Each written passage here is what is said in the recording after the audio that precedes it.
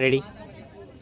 नमस्कार, मी किशोर काळे, नाशिक सायक्लिस्ट फाउंडेशन माजी अध्यक्ष. आज GRC राईड आहे नाशिक ते सिन्नर आणि आम्ही दरवर्षी ही राईड साजरी करतो. आज महाशिवरात्रीनिमित्त आम्ही इथे 100 सायक्लिस्ट इथे उपस्थित झालेलो आहोत. आमच्याकडे सगळ्यात छोटा सायक्लिस्ट 7 वर्षाचा आहे आणि सिनियर सायक्लिस्ट 70 वर्षापर्यंत सायक्लिस्ट आहे. आम्ही पोल्युशन फ्री ही राईड करतो आणि दरवर्षी आम्ही ह्या महाशिवरात्रीनिमित्त ही राईडची ऑर्गनाईज करतो.